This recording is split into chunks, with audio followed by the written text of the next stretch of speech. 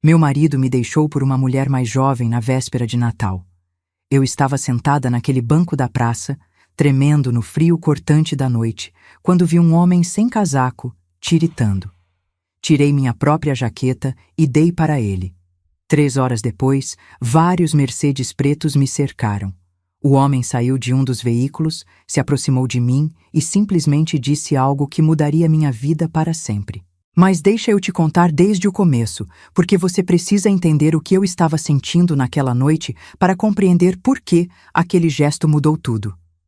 Antes de continuar, me conta nos comentários de qual cidade você está acompanhando essa história e se já passou por algo parecido.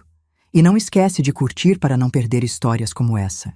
Eram 7 da noite de 24 de dezembro, quando Fernando entrou na sala com aquela expressão que eu jamais tinha visto em 40 anos de casamento. Não era raiva, não era tristeza, era algo pior, era indiferença.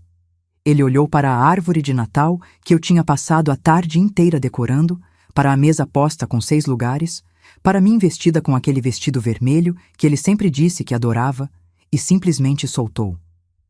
Vera, eu vou embora. Estou apaixonado por outra pessoa. Eu não consegui processar. Minha primeira reação foi rir, porque aquilo só podia ser uma piada de mau gosto.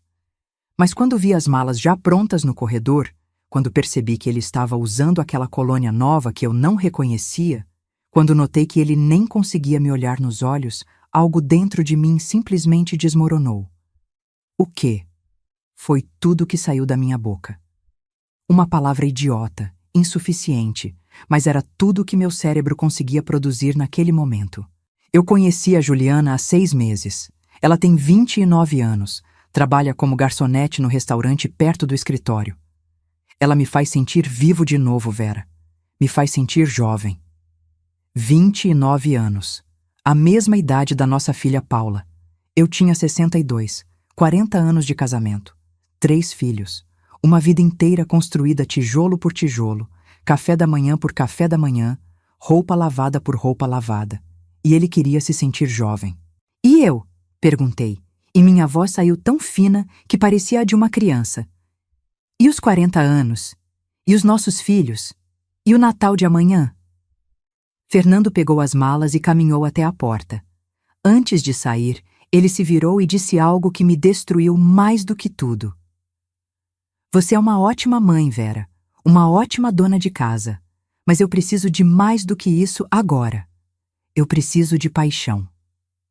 A porta fechou, e com ela, fechou-se também alguma coisa dentro de mim. Fiquei ali parada, no meio da sala, olhando para aquela árvore ridícula, com suas luzes piscando alegremente, zombando da minha dor. Os salgadinhos estavam prontos na cozinha. O peru já estava temperado na geladeira. As caixas de presente embaixo da árvore tinham sido embrulhadas com tanto capricho. Tudo estava perfeito. Tudo estava morto. Não sei quanto tempo fiquei ali. Podiam ter sido minutos ou horas. Só sei que em algum momento peguei meu casaco marrom de lã, aquele que Fernando tinha me dado no nosso 30º aniversário de casamento, ironicamente, e saí de casa sem rumo. Nem tranquei a porta. Tanto fazia. São Paulo em dezembro pode ser traiçoeira. O dia tinha sido quente, mas a noite chegou com um frio úmido que penetrava nos ossos. Caminhei sem olhar para onde ia, deixando que minhas pernas me levassem para longe daquela casa que de repente parecia uma casca vazia. Passei por casas iluminadas, cheias de risadas e música natalina. Via famílias pela janela, abraçadas, felizes. Cada cena era uma punhalada. Acabei na Praça da República. Não sei por que meus pés me trouxeram até ali. Talvez porque era longe o suficiente. Talvez porque ali ninguém me conhecia. Ninguém ia me olhar com pena. A praça estava quase deserta, apenas alguns moradores de rua procurando abrigo debaixo das árvores e algumas poucas almas perdidas como eu. Sentei num banco de madeira gelado e simplesmente desmoronei. As lágrimas vieram todas de uma vez, junto com aquela dor física no peito que te faz duvidar que você vai conseguir respirar de novo. Eu tinha dedicado 40 anos da minha vida para ser a esposa perfeita. Abri mão da faculdade de pedagogia para casar com Fernando quando descobri que estava grávida da Paula. Abri mão de amigos, de sonhos, de mim mesma. E para quê? Para ser trocada por uma garçonete de 29 anos que o fazia sentir jovem. E você? O que faria se tivesse dedicado a vida inteira a alguém que simplesmente decidisse que você não era mais suficiente? O frio estava intenso. Eu abraçava meu corpo tentando me aquecer, mas era inútil. O frio vinha de dentro.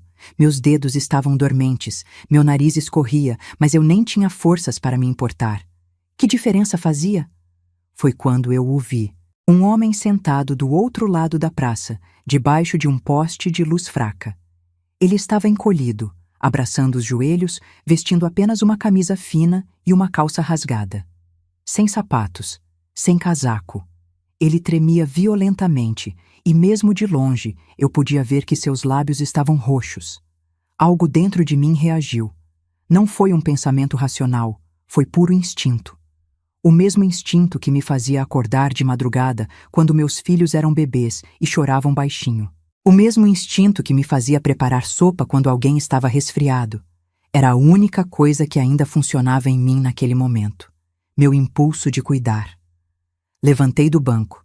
Minhas pernas protestaram, dormentes do frio, e caminhei até ele. Conforme me aproximava, percebi que ele era jovem, devia ter uns 30 e poucos anos. O rosto estava sujo, o cabelo desgrenhado, mas havia algo em seus olhos quando ele me olhou. Não era o olhar vazio que eu esperava. Era um olhar atento, quase estudioso. Você está com frio, eu disse. Minha voz saiu rouca de tanto chorar. Ele assentiu, tremendo. Não disse nada. Tirei meu casaco sem pensar 2 vezes. Aquele casaco maldito que Fernando tinha me dado, aquele símbolo de uma mentira de 30 anos. Eu o envolvi nos ombros dele, ajustando para que o protegesse melhor do vento.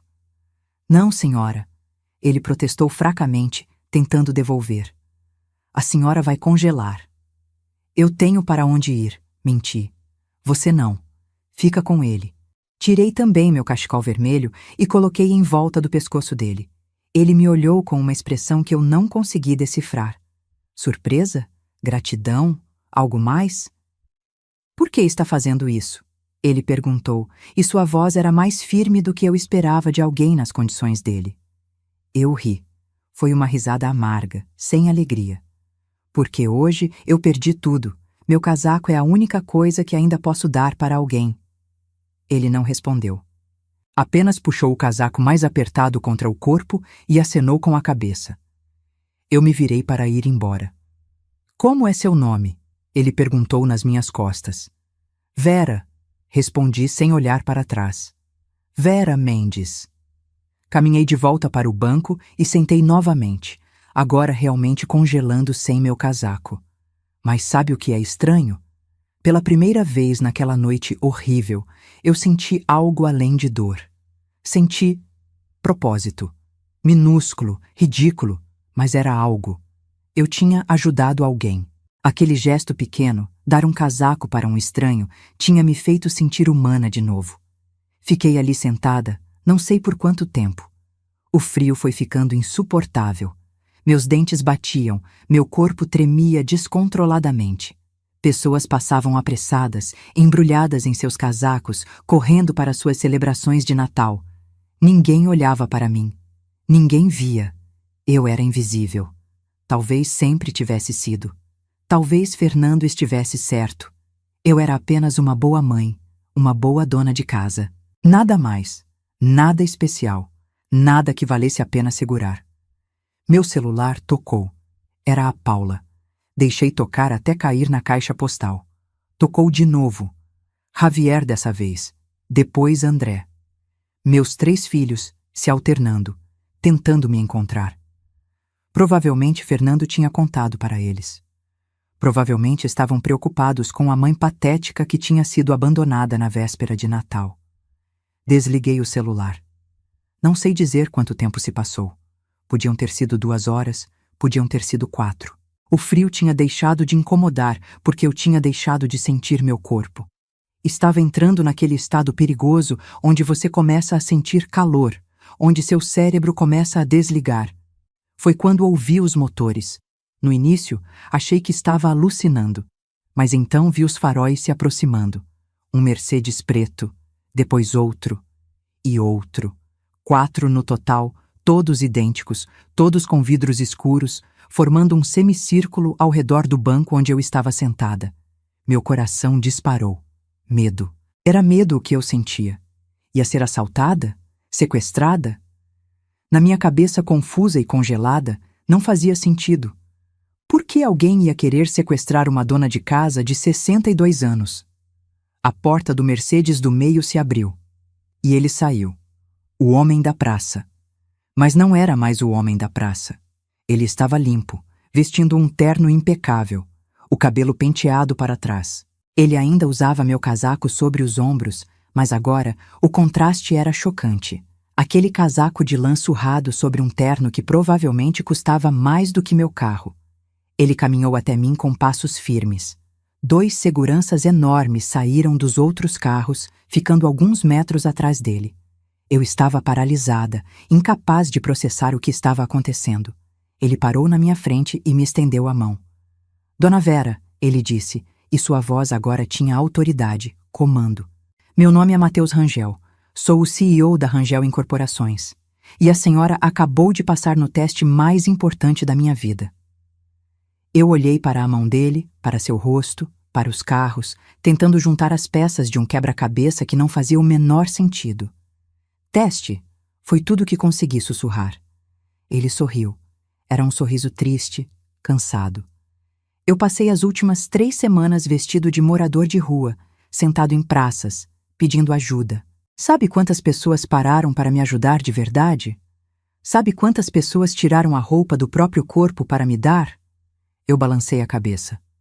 Nenhuma, até a senhora. Ele apertou o casaco contra o peito. A senhora estava claramente sofrendo. Estava congelando. Estava visivelmente em crise. E mesmo assim, a primeira coisa que fez quando me viu foi se preocupar comigo. A senhora me deu a única coisa de valor que tinha naquele momento. Lágrimas começaram a escorrer pelo meu rosto de novo.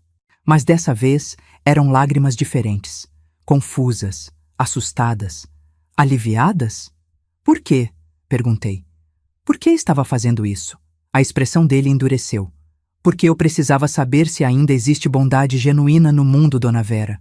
Porque há 3 meses minha noiva me traiu com meu melhor amigo e sócio. Porque eu descobri que todas as pessoas ao meu redor só se importavam com meu dinheiro. Porque eu estava começando a acreditar que humanidade era uma mentira. Ele se abaixou, ficando na altura dos meus olhos. Até encontrar a senhora. Eu não sabia o que dizer. Minha mente estava um caos. Nada daquilo fazia sentido. Dona Vera, a senhora tem família?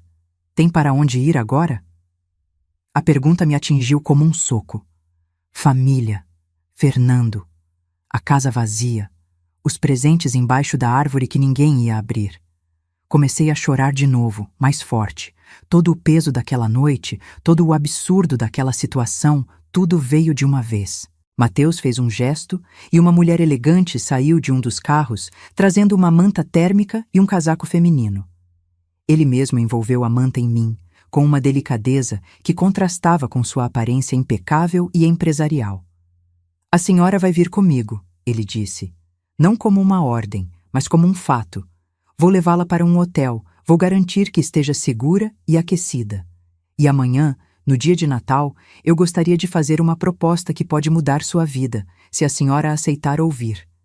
Eu deveria ter dito não. Deveria ter desconfiado. Deveria ter sido racional.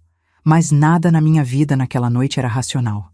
E alguma coisa na voz dele, alguma coisa na sinceridade daqueles olhos, me fez confiar. Tudo bem, eu sussurrei. Ele me ajudou a levantar. Minhas pernas quase cederam, mas ele me segurou com firmeza. Me guiou até o carro, me ajudou a entrar no banco de couro macio que ainda guardava calor. O aquecedor estava no máximo. Alguém me ofereceu um chocolate quente em uma garrafa térmica de luxo. Enquanto o carro começava a se mover, levando-me para algum lugar desconhecido, eu olhei pela janela e vi a praça ficando para trás.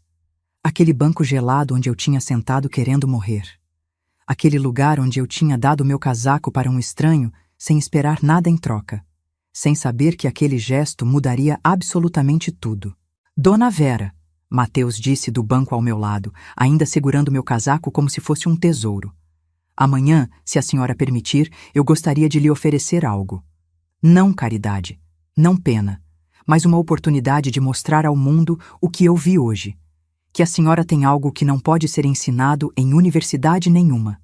A senhora tem humanidade, e eu preciso disso na minha empresa. Fechei os olhos, exausta, confusa, ainda não acreditando que aquilo era real. O último pensamento que tive antes de me entregar ao calor e à segurança daquele carro foi estranho, quase engraçado. Fernando tinha me deixado porque eu era apenas uma boa mãe e uma boa dona de casa. Mas talvez, apenas talvez, aquilo fosse exatamente o que o mundo precisava. Acordei num quarto que parecia ter saído de uma revista de decoração. Lençóis de algodão egípcio, cortinas pesadas bloqueando completamente a luz. Um silêncio tão absoluto que por um momento achei que tinha morrido e aquilo era algum tipo de purgatório chique. Levei alguns segundos para lembrar onde estava. O hotel. Mateus Rangel. Os Mercedes pretos. O casaco. Fernando. A dor voltou como uma onda, me afogando antes mesmo de eu conseguir respirar direito. Virei de lado na cama king size e deixei as lágrimas virem de novo. Chorei tanto que molhei o travesseiro. Chorei até minha garganta doer, até não ter mais nada dentro de mim. Quando finalmente parei, o quarto estava inundado de luz. Devia ser tarde, talvez meio-dia. Dia de Natal. Peguei meu celular que alguém tinha colocado para carregar na mesinha de cabeceira. 53 ligações perdidas. Dezenas de mensagens. Paula, Javier, André, até algumas primas distantes que provavelmente já sabiam do escândalo. Porque era isso que eu era agora. Um escândalo. A coitada que foi trocada por uma mulher mais jovem na véspera de Natal. Toquei no nome da Paula. Ela atendeu no primeiro toque. Mãe, pelo amor de Deus, onde você está? Estamos enlouquecidos. O pai contou o que fez e você sumiu e ninguém sabe onde você está. E eu já liguei para todos os hospitais e... Paulinha! Cortei, e minha voz saiu mais firme do que eu esperava. Eu estou bem, estou em um hotel, estou segura. Que hotel? Eu vou buscar você agora. Você vai passar o Natal aqui em casa, mãe. Com a gente. Você não vai ficar sozinha. A preocupação dela me aqueceu por dentro, mas também me fez sentir ainda mais patética. Minha filha adulta, com sua própria família, tendo que cuidar da mãe abandonada. Não precisa, amor. Eu preciso de um tempo sozinha. Para processar. Sozinha? No Natal? Mãe, você não pode... Paula. Respirei fundo. Eu te amo, mas eu preciso disso. Vou ligar para você e para seus irmãos hoje à noite. Prometo. Mas agora eu preciso ficar comigo mesma. Desliguei antes que ela pudesse protestar mais. Mandei uma mensagem no grupo dos 3 filhos dizendo que estava bem, que precisava de espaço, que os amava. Desliguei o celular de novo. Foi quando vi o envelope branco sobre a escrivaninha. Levantei da cama. Ainda estava usando a mesma roupa de ontem, amarrotada e com cheiro de praça, e peguei o envelope. Dentro havia um cartão em papel creme de alta qualidade, com texto manuscrito em caligrafia perfeita. Dona Vera, espero que tenha descansado. Quando estiver pronta, há roupas novas no armário do seu tamanho. O café da manhã pode ser servido a qualquer hora no quarto. Estarei na suíte presidencial quando quiser conversar. Sem pressa. Sem pressão. MR. Abri o armário. Havia 3 conjuntos completos de roupa. Calça, blusa, casaco. Todos claramente caros. Todos no meu tamanho exato. Sapatos novos. Até roupa íntima, ainda com etiqueta. Tudo com bom gosto, nada extravagante. Como ele tinha conseguido o meu número exato? Tomei o banho mais longo da minha vida. Deixei a água quente lavar não só a sujeira da praça, mas tentar lavar também a humilhação, a dor, o sentimento de ser descartável. Não funcionou, mas pelo menos saí de lá limpa. Vesti uma das roupas. uma calça de alfaiataria azul marinho e uma blusa de seda creme. Quando me olhei no espelho, quase não me reconheci. Parecia uma executiva, parecia alguém importante, parecia uma mentira. Pedi café da manhã no quarto porque a ideia de estar em público me apavorava. Veio numa bandeja de prata, pães franceses quentinhos, croissants, frios, frutas cortadas em formatos artísticos, suco de laranja espremido na hora, café que cheirava a paraíso. Comi mecanicamente, sem sentir o gosto de nada. Foram 4 horas até eu juntar coragem de ligar para o número que estava no cartão. Mateus atendeu pessoalmente. Dona Vera, como está se sentindo? Confusa, respondi com honestidade. Muito confusa. Compreensível. Gostaria de subir? Ou prefere que eu desça? Eu subo. A suíte presidencial ficava no último andar. Quando a porta se abriu, vi que não era apenas um quarto, era um apartamento completo. Sala de estar com vista para a Avenida Paulista, sala de jantar, até um escritório. Mateus estava sentado no sofá, vestindo uma roupa casual, mas claramente cara, jaqueta de couro, camisa branca, jeans escuros. Nada a ver com o CEO de terno que eu tinha visto na noite anterior. Nada a ver com o morador de rua tremendo de frio. Senta, por favor. Ele indicou a poltrona em frente. Quer algo para beber? Água? Café? Água está bom. Ele serviu 2 copos de água mineral em taças de cristal. Gestos precisos, econômicos. Tudo nele transmitia controle. Antes de mais nada, ele começou, sentando e me olhando diretamente nos olhos. Eu preciso me desculpar. Franzi a testa. Se desculpar? Pelo experimento, por ter usado a senhora dessa forma. Sei que pode parecer manipulação, e tecnicamente foi, mas eu precisava saber. Ele pausou, passou a mão pelo cabelo. Dona Vera, nos últimos 3 anos minha empresa cresceu 200%. Eu faturei R$1,5 bilhão no último ano. Sabe o que isso me trouxe? Balancei a cabeça. Solidão, traição. A certeza de que todas as pessoas ao meu redor eram interesseiras. Minha noiva estava comigo pelo dinheiro. Meu melhor amigo, meu sócio desde a faculdade, estava roubando da empresa há anos. As mulheres que me abordavam em festas só viam minha conta bancária. Eu comecei a odiar as pessoas.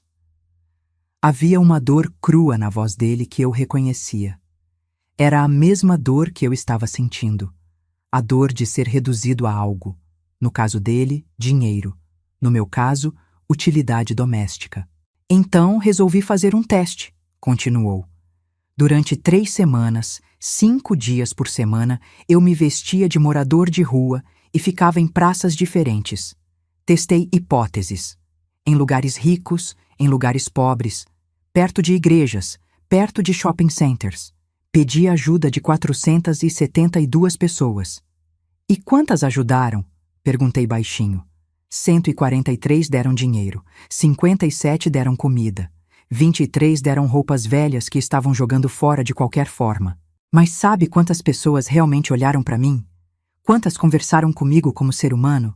Quantas se importaram de verdade? Quantas? Uma. A senhora. O silêncio pesou entre nós. Dona Vera, eu não estava apenas testando bondade aleatória. Eu estava observando motivação.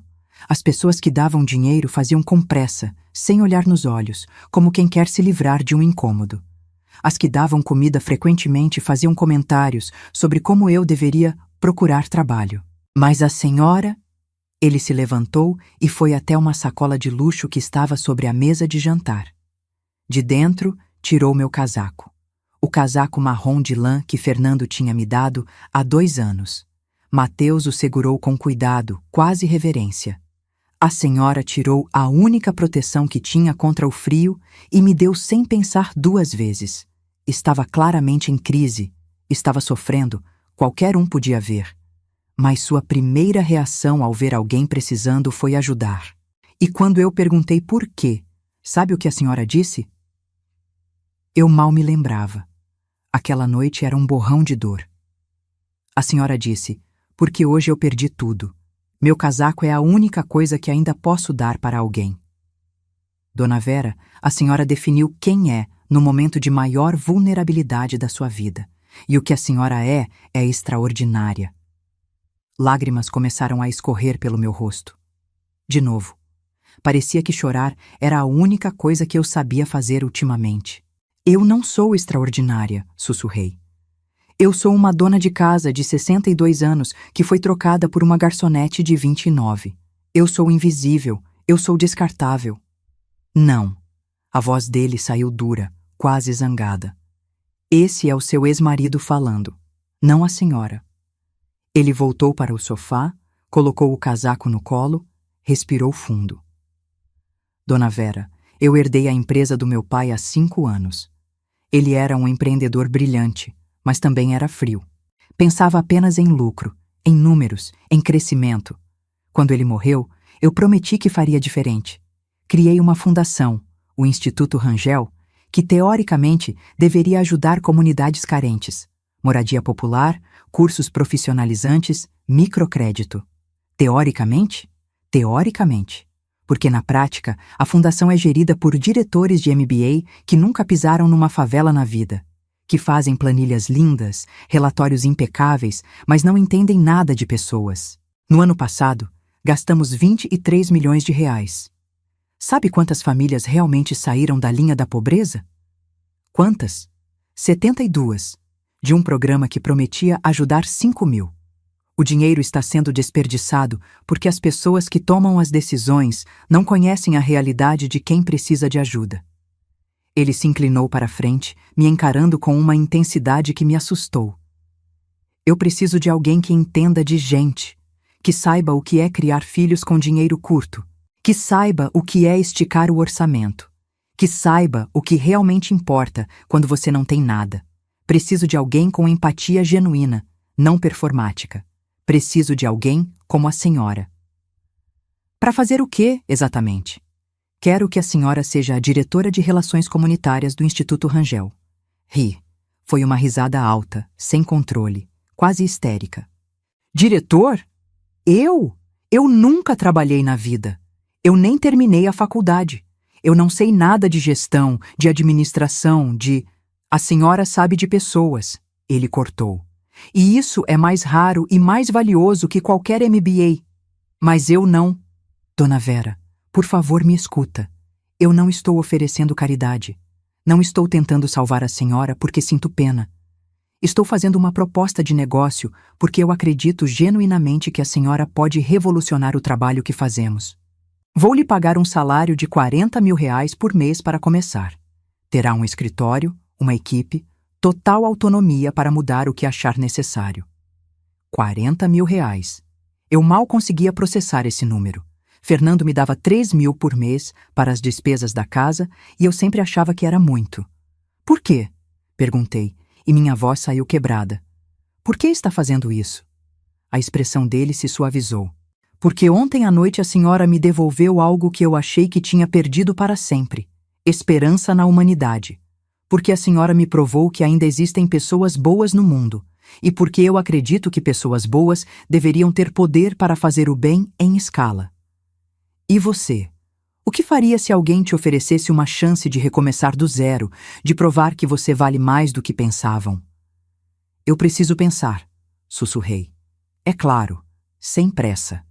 Ele se levantou, foi até a escrivaninha e voltou com um cartão de visita. Este é meu número particular. Pense com calma, passe o Natal com sua família. Me liga quando decidir. Peguei o cartão com dedos trêmulos. Matheus Rangel, CEO, Rangel Incorporações. Número particular manuscrito no verso.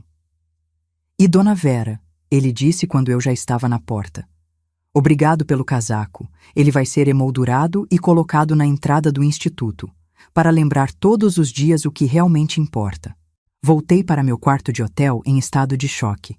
Liguei meu celular e fui bombardeada com mensagens. Finalmente liguei para Paula. Mãe, graças a Deus, estou indo te buscar agora. Me fala onde você está. Não precisa, filha. Eu estou bem.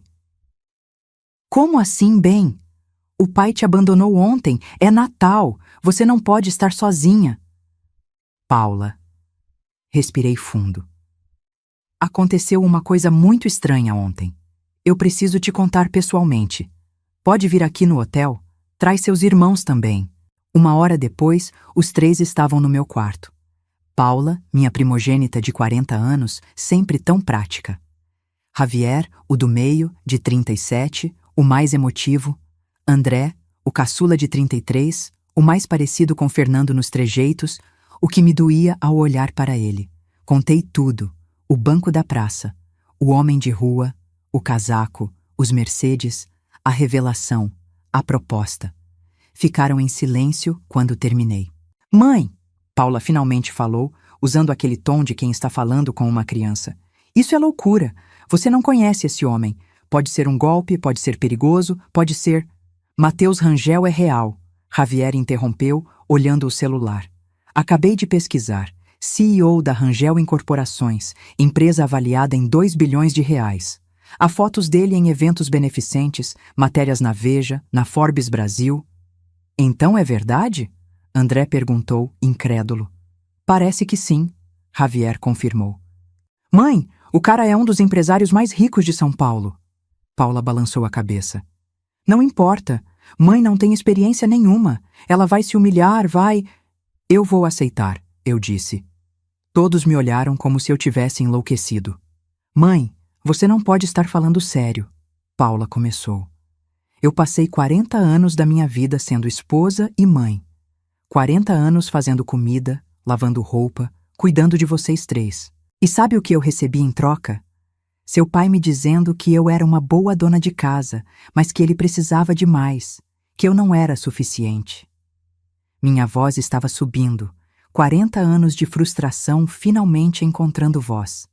Vocês cresceram, saíram de casa, construíram suas vidas, e eu fiquei ali, naquela casa vazia, esperando seu pai voltar do trabalho para perguntar como foi o dia dele, sendo invisível. E então, ele me trocou por uma garçonete de 29 anos porque ela o faz sentir jovem. Lágrimas escorriam pelo meu rosto, mas eu não parei. Alguém finalmente está me oferecendo uma chance de ser mais do que uma boa dona de casa. De provar que eu tenho valor, e eu vou aceitar. Nem que eu fracasse, nem que eu me humilhe. Pelo menos eu vou ter tentado ser algo além de invisível. Paula estava chorando também. Javier tinha os olhos marejados. André olhava para o chão. Mãe, Javier disse suavemente, vindo me abraçar. Você nunca foi invisível para a gente. Nunca. Eu sei, filho, mas preciso ser visível para mim mesma também. Passamos o Natal ali naquele quarto de hotel. Pedimos comida pelo room service. Peru, farofa, tender, tudo que deveria estar sendo servido na minha mesa em casa.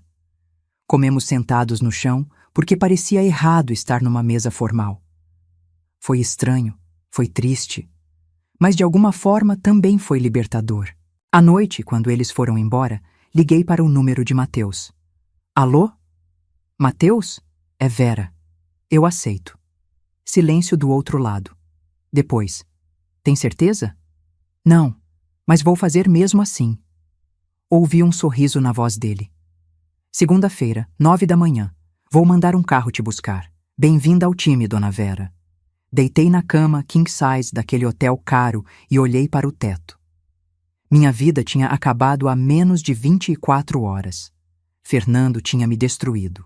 Mas talvez, apenas talvez, ele tivesse me libertado. Porque pela primeira vez em 40 anos, eu ia acordar sem saber exatamente quem eu era. E isso, de forma estranha e aterrorizante, parecia a coisa mais emocionante do mundo. O carro chegou às 8h45 da manhã de segunda-feira. Um Mercedes preto discreto, motorista uniformizado que abriu a porta para mim como se eu fosse alguém importante. Entrei tremendo, não de frio, mas de puro terror. O que eu estava fazendo? Eu, Vera Mendes, dona de casa de 62 anos, indo para um escritório corporativo como se soubesse o que estava fazendo? O trajeto até a Faria Lima foi uma tortura silenciosa. Eu usava um dos conjuntos que Matheus tinha providenciado. Tailleur cinza, sapatos de salto baixo, mas me sentia uma impostora. Cada semáforo era uma oportunidade de pedir para voltar. Cada quarteirão era uma chance de desistir antes de me humilhar. Mas não pedi. Não voltei. Porque Fernando estava certo sobre uma coisa: eu precisava de mais. E essa era a minha chance de descobrir se esse mais existia dentro de mim. O prédio da Rangel Incorporações era uma torre de vidro de 20 andares na esquina da Faria Lima com a Cidade Jardim. O tipo de prédio que eu passava de ônibus e nem ousava imaginar como seria por dentro. Agora estava entrando pela porta giratória, sendo cumprimentada por seguranças que já sabiam meu nome. Dona Vera, bem-vinda. Senhor Mateus a está esperando no 18º andar. 18º andar. O elevador espelhado me devolveu a imagem de uma mulher que eu mal reconhecia. Cabelos presos em coque, maquiagem leve que Paula tinha me ajudado a fazer, postura ereta forçada. Parecia competente, parecia profissional, parecia uma mentira. As portas se abriram para um corredor amplo, piso de mármore, paredes brancas decoradas com arte contemporânea. Uma recepcionista jovem, impecavelmente vestida, me recebeu com um sorriso profissional. Dona Vera, por aqui, por favor. Ela me guiou por corredores que pareciam saídos de filme americano. Salas de reunião com paredes de vidro, escritórios abertos onde pessoas jovens digitavam freneticamente em MacBooks. Um burburinho de produtividade que me intimidou instantaneamente. Todos pareciam saber exatamente o que estavam fazendo. Todos tinham propósito. Todos, menos eu. Mateus me esperava numa sala de reunião panorâmica com vista para a cidade inteira.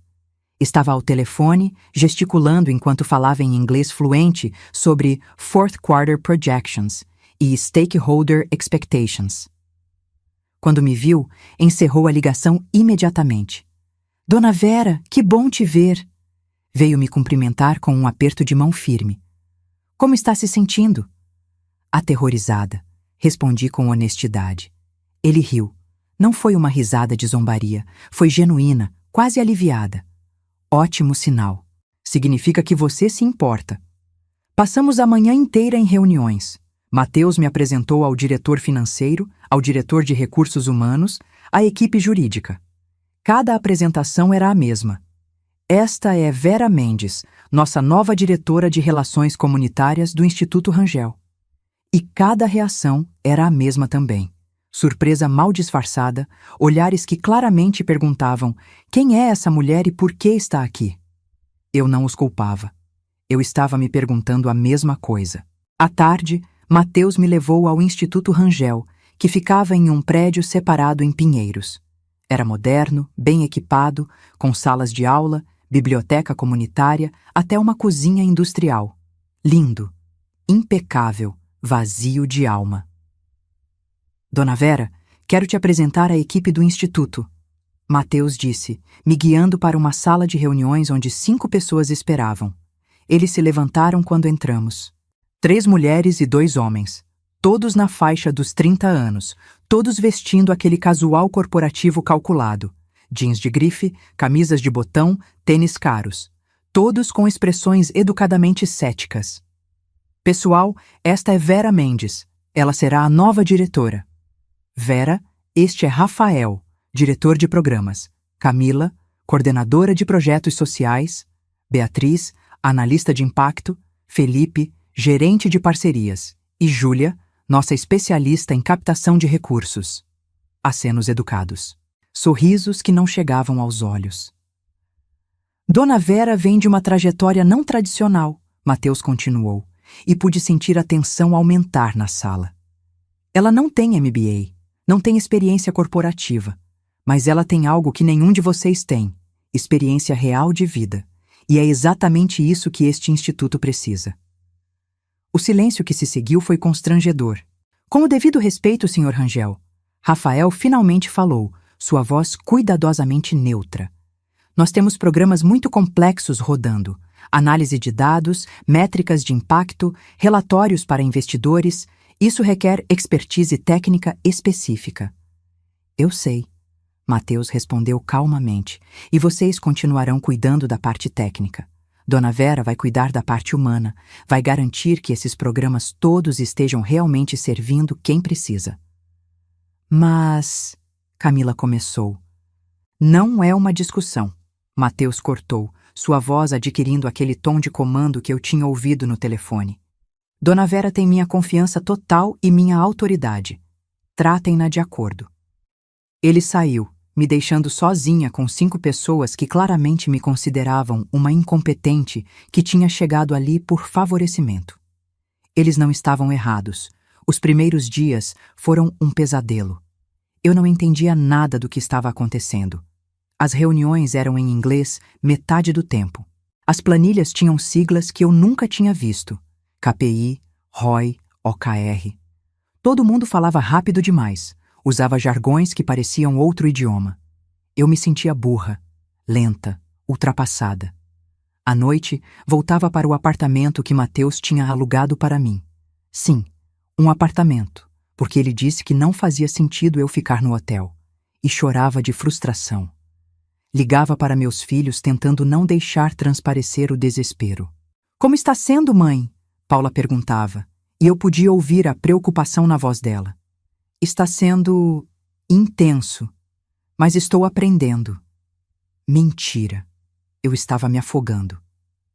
Na sexta-feira da primeira semana, Rafael pediu para falar comigo em particular. Dona Vera, com todo o respeito, acho que há um mal-entendido sobre sua posição aqui. Ele falava com aquela paciência exagerada que se usa com crianças ou idosos. O Instituto tem processos estabelecidos, metodologias comprovadas. Não podemos simplesmente mudar tudo porque alguém acha que deveria ser diferente. Eu entendo, respondi, tentando manter a voz firme. Além disso, o Sr. Rangel pode ter boas intenções, mas caridade não substitui competência profissional. Talvez seria melhor você atuar como consultora voluntária, sem a pressão de uma posição executiva? Ele estava sendo educado, mas a mensagem era clara.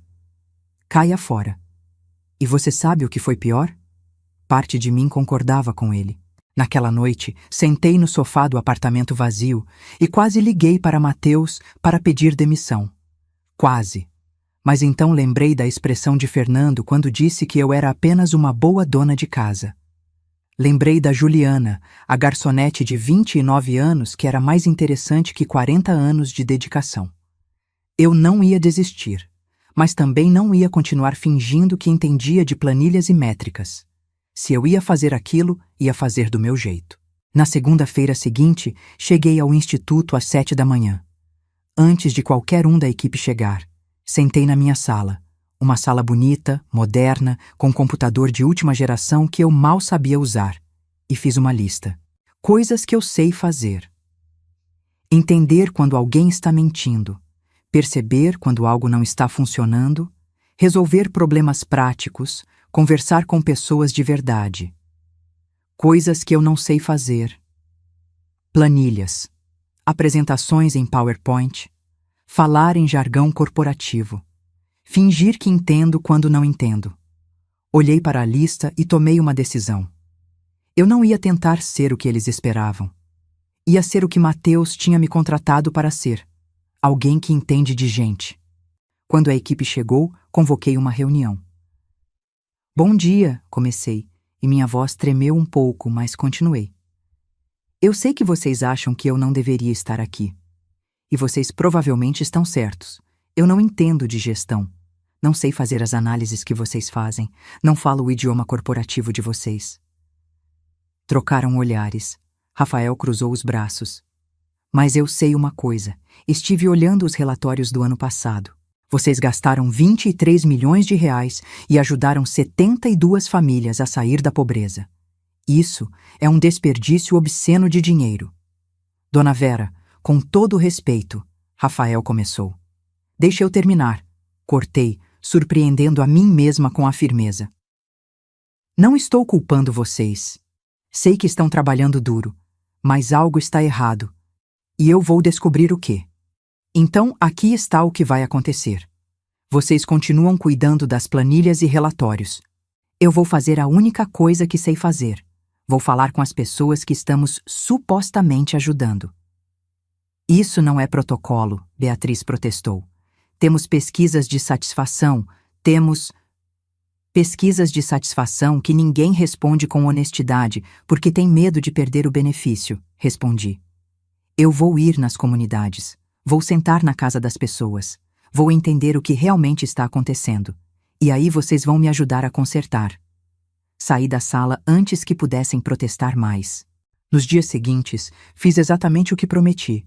Peguei a lista de endereços dos beneficiários e comecei a visitá-los. Sem avisar, sem anúncio oficial. Apenas eu, pegando ônibus e metrô, indo às comunidades. A primeira foi um conjunto habitacional em Itaquera que o Instituto tinha ajudado a construir. No papel, era um sucesso. 50 famílias realocadas, apartamentos novos, infraestrutura completa. Na realidade, as famílias estavam miseráveis. Sentei na casa de Dona Conceição, uma senhora de 50 e poucos anos que antes morava numa favela às margens de um córrego. O apartamento era novo, limpo, com 2 quartos, mas ela estava em lágrimas. Por que está triste, Dona Conceição? A casa é linda, perguntei, genuinamente confusa. É linda sim, mas minha filha Jéssica trabalhava de faxineira na região onde a gente morava.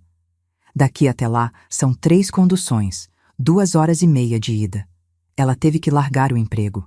Meu filho, Pedro, estudava numa escola boa lá perto, agora está numa escola aqui que é um horror. E a conta de luz desse apartamento é 3 vezes o que a gente pagava antes. Anotei tudo. Fui à próxima casa. E à próxima. E à próxima. O padrão se repetia. Famílias realocadas para longe de seus empregos, de suas redes de apoio, de suas vidas. Apartamentos bonitos que viravam prisões porque as pessoas não tinham dinheiro para o transporte de volta aos lugares onde trabalhavam. Voltei ao instituto com um caderno cheio de anotações. Precisamos mudar o programa de habitação, anunciei na reunião de sexta. Mudar como? Rafael perguntou, cético.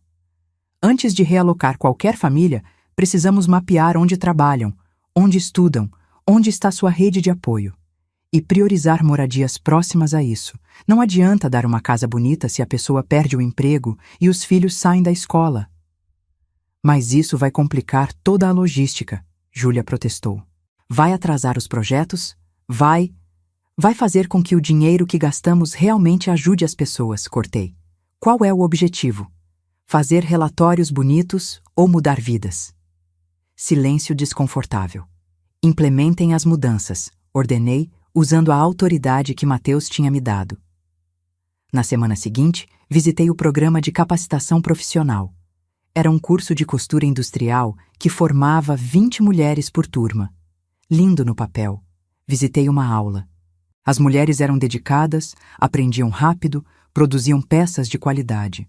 No final do curso, recebiam certificado e uma máquina de costura doada. Sucesso, certo? Sentei com 5 alunas no intervalo. E depois do curso, conseguiram emprego? Rosângela, uma mulher de 30 e poucos com 3 filhos, balançou a cabeça. Nenhuma de nós conseguiu. As fábricas querem experiência de 2 anos, e a máquina que ganhamos é boa para fazer roupa em casa, mas não tem nenhum esquema de revenda organizado. A gente fez o curso, tem o certificado, mas continua sem trabalho. Voltei furiosa. O programa de costura está jogando dinheiro fora, anunciei. Mas temos 80% de conclusão do curso, Camila protestou. As métricas são excelentes. Métricas não pagam aluguel, Camila. Nenhuma das formandas conseguiu emprego porque não fizemos parcerias com empresas que as contratem. Estamos ensinando uma habilidade e não criando oportunidade de usar essa habilidade. Fiz parcerias com 3 confecções da região que concordaram em contratar as formandas, desde que elas tivessem 3 meses de experiência prática primeiro. Mudamos o programa. As últimas 12 semanas do curso viraram estágio supervisionado nessas empresas. Taxa de empregabilidade disparou para 72% no semestre seguinte. A cada semana, eu encontrava outro problema. O programa de alimentação escolar servia comida cara e elaborada que as crianças não comiam. Mudei para comida simples, nutritiva, que eles conheciam. O programa de microcrédito tinha taxas de juros subsidiadas, mas ainda altas demais para quem não tinha nada. Negociei taxas menores. O programa de alfabetização de adultos acontecia às 2 da tarde, quando todos os potenciais alunos estavam trabalhando. Mudei para as 7 da noite. Eram mudanças pequenas, óbvias até. Mas ninguém tinha pensado nelas porque ninguém tinha perguntado para quem realmente importava: as pessoas sendo ajudadas. 3 meses depois, Mateus me chamou em seu escritório. Os números do último trimestre chegaram, ele disse, girando o monitor do computador para que eu pudesse ver. O índice de satisfação dos beneficiários subiu de 63% para 89%. A taxa de abandono dos programas caiu de 40% para 12%. E, isso é o mais impressionante, gastamos 17% menos recursos, mas ajudamos 143% mais famílias. Ele se recostou na cadeira, me estudando. Como você fez isso? Eu perguntei. Respondi simplesmente. Perguntei o que eles precisavam de verdade e escutei. Mateus sorriu. Era um sorriso diferente do que eu tinha visto antes. Tinha orgulho nele, admiração. Dona Vera, eu gostaria de promovê-la a CEO do Instituto Rangel. Todo o braço filantrópico da empresa reportando diretamente à senhora. Meu coração disparou. Mateus, eu mal sei o que estou fazendo. Eu não... Você sabe exatamente o que está fazendo. Você está mudando vidas reais, que é exatamente o que um CEO deveria fazer. Aceitei. Como não aceitar? Pela primeira vez em 62 anos, eu tinha descoberto algo que era boa em fazer. Algo que importava. Algo que era só meu. Naquela noite, sozinha no meu apartamento, olhei pela janela para a cidade iluminada e pensei em Fernando. Pensei na Juliana. Pensei na vida que eu tinha achado que queria. E pela primeira vez desde aquela noite na praça, eu não senti dor. Senti gratidão. Porque Fernando tinha me libertado sem saber. Tinha me forçado a descobrir quem eu era além de esposa e mãe. E quem eu era, descobri, era alguém que importava. 6 meses depois daquela noite na praça, eu estava sentada num salão de beleza caríssimo em Jardins, deixando que uma cabeleireira transformasse meus cabelos grisalhos em algo que ela chamou de loiro champanhe sofisticado. Paula estava sentada ao meu lado, fazendo as unhas, sorrindo como não sorria há anos. Mãe, você está radiante, ela disse, e havia algo na voz dela que eu não conseguia decifrar. Orgulho? Alívio? Talvez os dois. Estou me sentindo bem, respondi. E era verdade. Pela primeira vez em décadas, quando olhava no espelho, eu via alguém. Não apenas a esposa de alguém, não apenas a mãe de alguém. Eu via Vera. O evento de hoje à noite vai ser enorme, Paula continuou, animada. Vi a lista de convidados. Tem gente da Forbes, da Veja, até o prefeito confirmou presença. Você vai arrasar, mãe. O evento, a gala beneficente do Instituto Rangel no Hotel Unique, celebrando os resultados do primeiro semestre, meu primeiro grande evento como CEO. 300 convidados, imprensa, investidores. Eu deveria estar apavorada, mas não estava. Porque pela primeira vez na vida eu tinha algo real para mostrar. Não era apenas aparecer bonita no braço de Fernando em jantares corporativos chatos. Era meu trabalho, minha conquista, minha história. O vestido que escolhi era vermelho. Não um vermelho discreto, mas um vermelho que gritava: estou aqui. Decote elegante, corte impecável. Quando me vi no espelho naquela noite, pronta para sair, tive que segurar as lágrimas.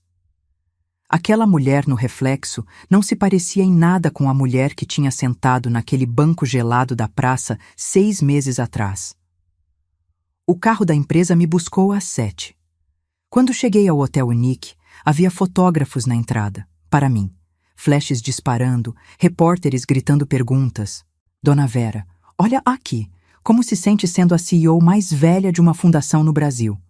Dona Vera, é verdade que revolucionou os programas sociais? Sorri. Acenei. Entrei no salão de braço dado com Paula, que tinha insistido em me acompanhar. O salão estava deslumbrante. luzes suaves, mesas decoradas com arranjos florais caros, champanhe circulando em bandejas de prata. E no centro de tudo, emoldurado e iluminado como uma obra de arte, estava meu casaco. O casaco marrom de lã que eu tinha dado para Mateus naquela noite, com uma placa de bronze embaixo. O casaco que mudou tudo, símbolo da bondade genuína. Meu coração apertou. De todas as coisas que Mateus tinha feito por mim, aquela talvez fosse a mais significativa. Ele não tinha esquecido, não tinha tratado aquilo como um truque de marketing. Ele genuinamente valorizava aquele gesto. Dona Vera. A voz dele atrás de mim me fez virar. Mateus estava impecável num smoking preto, cabelo penteado para trás, sorriso caloroso. Mas havia algo diferente no jeito que ele me olhava ultimamente. Algo que me deixava nervosa e aquecida ao mesmo tempo. Mateus, está lindo tudo isso. Você está linda, ele disse. E não foi casual. Foi deliberado. Foi diferente. Paula tossiu discretamente. Vou buscar champanhe, com licença. Ficamos sozinhos no meio daquela multidão elegante. Dona Vera, Ele começou, mas foi interrompido por um funcionário, avisando que precisávamos iniciar os discursos. O jantar foi uma sucessão de apresentações. Mateus falou sobre a visão da empresa. Rafael, que agora me respeitava, milagre dos milagres, apresentou os números. E então chegou minha vez. Subi ao palco com as pernas bambas, 300 pessoas me olhando, câmeras gravando. Mas quando peguei o microfone e olhei para aquela plateia, algo estranho aconteceu. Eu não senti medo, senti propósito. Boa noite, comecei, e minha voz saiu firme. Há 6 meses, eu era uma dona de casa de 62 anos que achava que sua vida tinha acabado. Meu casamento tinha terminado, meus filhos tinham suas próprias vidas e eu me sentia completamente invisível. Pausa. Respiração. Foco. Naquela noite, sentada numa praça gelada, eu dei meu casaco para um estranho. Não porque eu fosse especial, mas porque, mesmo no meu momento mais baixo, alguma parte de mim ainda se importava com outra pessoa. E aquele gesto mudou minha vida. Contei a história. Contei sobre o medo, sobre a insegurança, sobre os desafios, mas também contei sobre as vitórias, sobre Dona Conceição, que agora tinha um emprego perto da casa nova, sobre Rosângela, que agora trabalhava numa confecção, ganhando o suficiente para sustentar os 3 filhos. Sobre as 187 famílias que tínhamos tirado da pobreza no último semestre. Eu aprendi que não importa sua idade, sua formação, seu passado. O que importa é o que você escolhe fazer quando tem a oportunidade de fazer diferença, e eu escolhi não ser invisível nunca mais. A plateia explodiu em aplausos. Pessoas de pé, flashes disparando. Mas o que me fez engasgar de emoção foi ver meus 3 filhos na primeira fila. Paula, Javier, André, chorando de orgulho. Desci do palco em transe.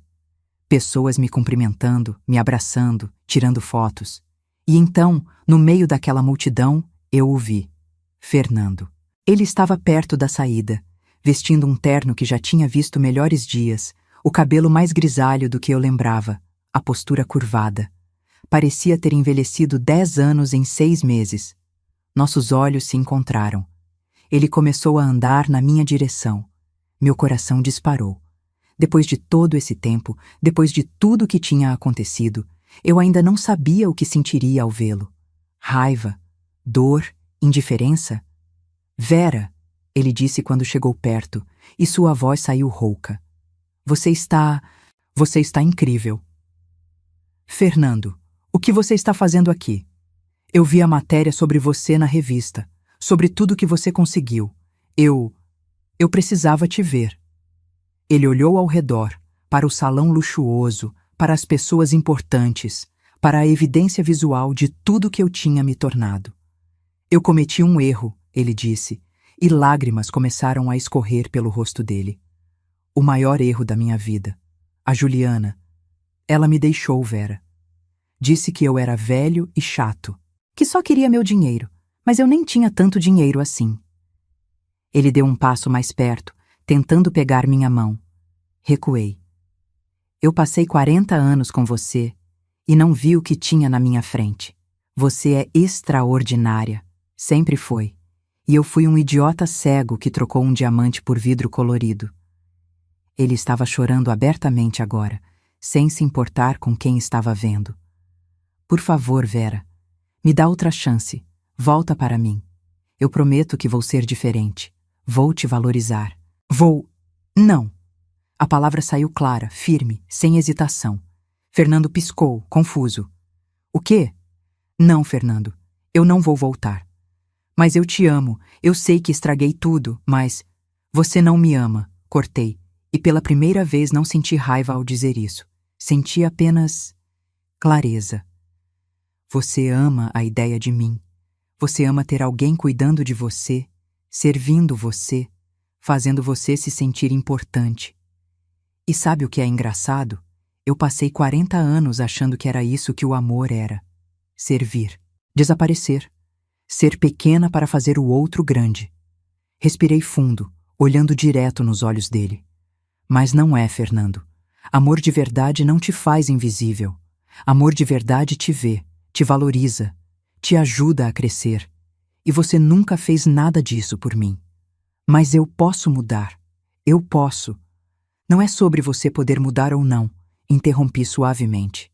É sobre eu não querer mais aquela vida. Eu descobri quem eu sou sem você. E sabe o quê? Eu sou incrível. E você?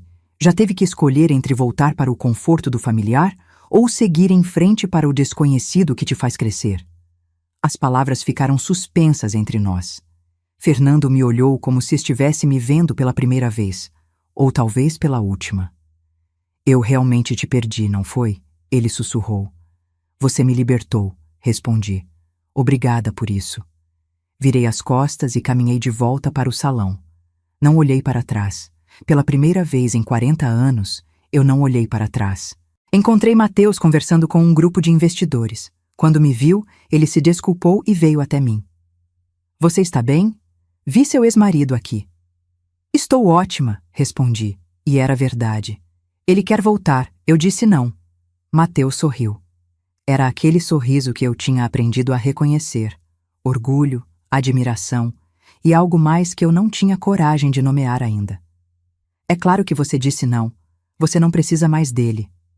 Não, concordei. Não preciso. Ficamos ali parados, a festa continuando ao nosso redor, mas de alguma forma parecia que estávamos numa bolha, só nós dois.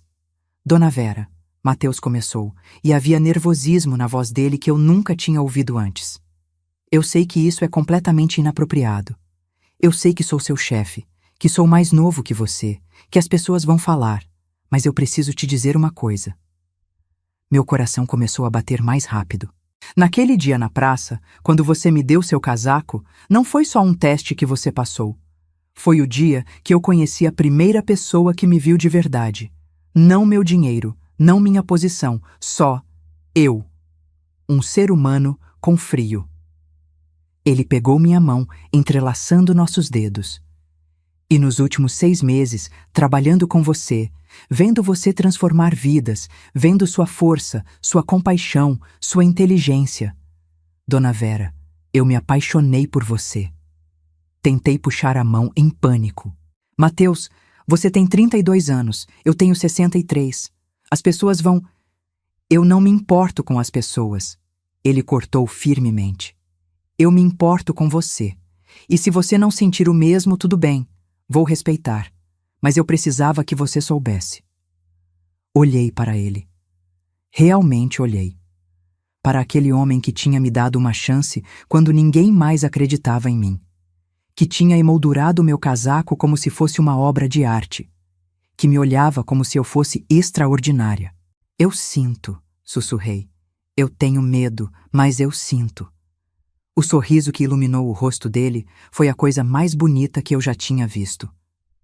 Então a gente pode ir devagar, sem pressão, sem expectativas, só ver aonde isso vai?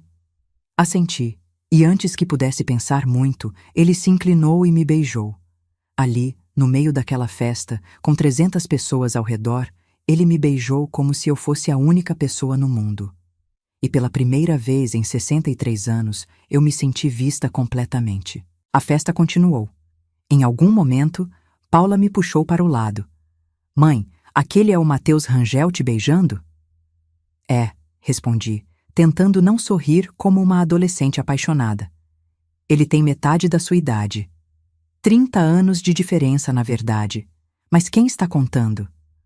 Paula me olhou por um longo momento. Então ela começou a rir. Você sabe o quê? Dane-se. Você está feliz pela primeira vez que eu me lembro.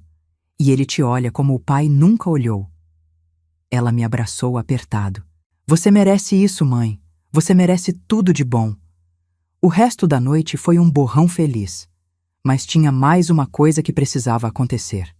Às 11 da noite, quando a maioria dos convidados já tinha ido embora, uma mulher jovem se aproximou de mim. Cabelos loiros, magra demais, roupa barata tentando parecer elegante. Levei alguns segundos para reconhecer. Juliana. Meu corpo inteiro ficou tenso. Matheus, que estava ao meu lado, me segurou pela cintura protetoramente. Dona Vera, ela disse, e sua voz saiu trêmula. Eu sei que não tenho direito de estar aqui, mas eu vi a matéria sobre você e eu precisava pedir desculpas. Lágrimas escorriam pelo rosto dela, borrando a maquiagem barata. Eu destruí seu casamento. Eu sabia que ele era casado e não me importei. Eu achei que ele ia me dar uma vida melhor, que ia me salvar. Mas ele só queria uma fantasia. E quando a fantasia acabou, ele me descartou como lixo. Ela soluçou, abraçando o próprio corpo. Eu olho para você agora, para tudo que você conseguiu, para como você se reergueu, e eu tenho tanta inveja, porque eu tenho 29 anos e já me sinto usada e descartável. E você tem 63 e está no auge da vida. Olhei para ela. Aquela garota que eu tinha odiado com cada fibra do meu ser. Aquela que tinha roubado meu marido, destruído minha família, me feito sentir velha e feia e irrelevante. E tudo que senti foi pena. Juliana, eu disse suavemente, você não destruiu meu casamento. Meu casamento já estava morto, só nenhum de nós dois tinha coragem de admitir. Você só foi o empurrão que eu precisava para acordar. Ela me olhou chocada. Eu te perdoo, continuei, e percebi que eram as palavras mais verdadeiras que eu já tinha dito. Não porque você merece, mas porque eu mereço a paz, e carregar raiva de você só me machuca. Juliana começou a chorar mais forte. Eu não sei o que fazer da minha vida. Eu não sei como ser forte como você. Você aprende, respondi. Um dia de cada vez. Começa fazendo escolhas que te fazem respeitar a si mesma. Começa parando de procurar alguém para te salvar e aprendendo a se salvar sozinha. Estendi minha mão. Ela olhou, hesitante, então apertou. Obrigada. Ela sussurrou e saiu rapidamente, ainda chorando. Matheus me puxou para um abraço. Você é incrível, sabia? Estou aprendendo a acreditar nisso, respondi. 2 anos depois, casei com Matheus numa cerimônia íntima na varanda do apartamento que dividíamos. Apenas família próxima e amigos. Usei um vestido simples, de cor champanhe, e Matheus não conseguiu parar de chorar quando me viu. Eu nunca pensei que fosse possível amar tanto. Ele sussurrou enquanto trocávamos votos. Nem eu, respondi, e era verdade. O Instituto Rangel continuou crescendo. No 3º ano, sob minha direção, tiramos quase 1000 famílias da linha da pobreza. Ganhei prêmios, reconhecimento, entrevistas em revistas. Mas nada disso se comparava à sensação de visitar uma comunidade e ver o impacto real do nosso trabalho. Fernando? Ele apareceu no meu casamento. Não entrou, ficou do lado de fora, me observando pela janela. Quando nossos olhos se encontraram, ele acenou tristemente e foi embora. Foi a última vez que o vi. Ouvi dizer que ele se mudou para o interior, que voltou a morar com a mãe. Não senti pena, não senti raiva, não senti nada além de indiferença pacífica. Meus filhos? Paula agora trabalha comigo no instituto, coordenando o programa de empregabilidade feminina. Javier é voluntário aos finais de semana. André. Bom, André ainda está tentando processar que a mãe casou com um homem mais novo que ele, mas está melhorando. E eu? Eu acordo todo dia ao lado de um homem que me ama, não apesar da minha idade, mas incluindo minha idade, que valoriza minha experiência, minha sabedoria, minhas rugas que ele diz serem mapas de uma vida bem vivida. Vou para um trabalho que me faz sentir útil, importante, necessária. Faço diferença real no mundo. Há 6 anos, eu estava sentada num banco gelado da praça, achando que minha vida tinha acabado.